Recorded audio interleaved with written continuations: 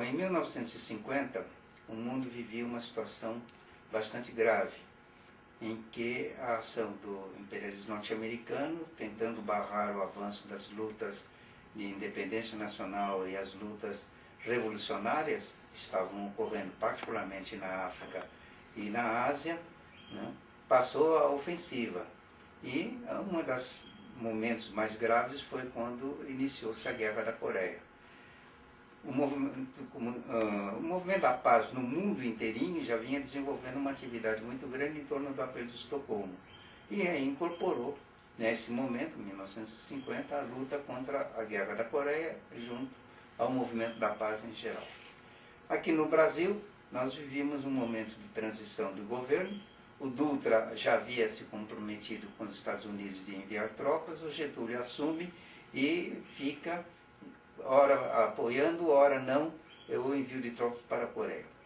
O partido lança uma grande campanha no país, né, contra o envio de tropas para a Coreia, através dos movimentos da paz, através da coleta de assinaturas do Apelo de Estocolmo.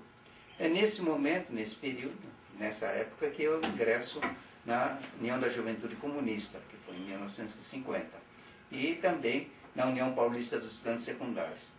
E a batalha principal da juventude comunista, como também do movimento secundarista e do movimento universitário no Brasil, travou-se em torno da luta contra o envio de tropas para a Coreia. Tinha tido aquele fato da Elisa Branco, no dia 7 de setembro em São Paulo, mas nós começamos a desenvolver uma intensa campanha de mobilização da juventude, né, contra o envio de tropas para a Coreia. Várias ações foram desenvolvidas, algumas inclusive iniciativas muito próprias da juventude. Uma delas que foi nós realizarmos o que depois se convencionou chamar teatro de rua.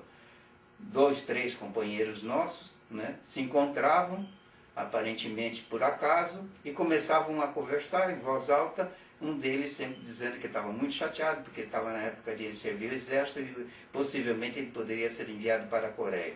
E aí começa a haver a discussão em torno vai, não vai, é importante, não é importante. Isso nós desenvolvíamos nos bondes, nós desenvolvíamos nos trens e nós desenvolvíamos também nos ônibus. Como que se fazia? Um sentava na frente, outro mais lá atrás e começava a conversar em voz alta. Era uma falta de educação, era, mas era a maneira de nós começarmos a discutir, todo mundo entrava na discussão, essa foi uma das formas. Nós fazíamos, na coleta do Apelo de Estocolmo, visitas de casa em casa, nos bairros, tá? Nas escolas também, e incluímos a questão contra o envio de tropas para a Coreia, na questão da assinatura do Apelo de Estocolmo. Outra forma que nós fazíamos, daí já era um pouquinho mais avançada, eram as manifestações no centro de São Paulo. Como que em geral era assim, nos juntávamos na Praça da Sé, que era um pouco diferente do que é hoje a Praça da Sé, e ali as companheiras nossas em geral, elas levavam as faixas embrulhadas na roupa, né, com um casaquinho por cima, e um companheiro acendia um rojão. Na hora que estourava, nós nos juntávamos no meio da Praça da Sé e aí começávamos a passeada. Entrávamos pela rua direita até a Praça do Patriarca. Era um momento de pico, muita gente andando na rua, a repressão tinha dificuldade de nos deterem e de dissolver a passeata e ao mesmo tempo também de efetuar as prisões. Chegava na Praça do Patriarca, a gente ia lá, se dissolvia.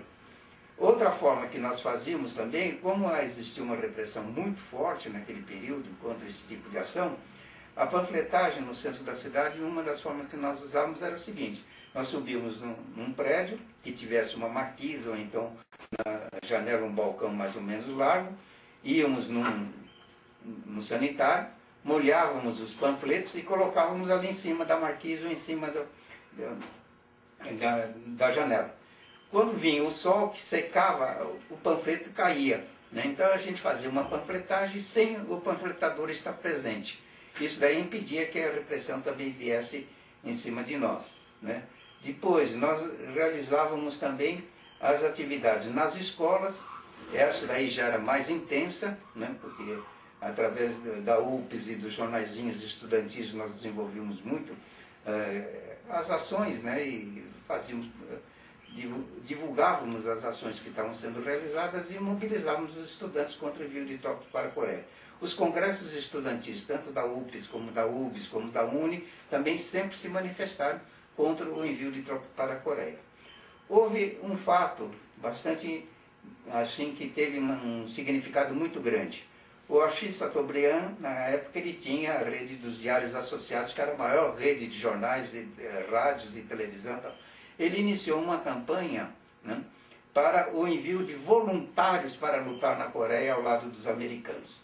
Como que era feito isso? O cidadão se apresentava, o voluntário, publicava na primeira página a fotografia, dizia quem era e dizia que queria lutar contra os comunistas.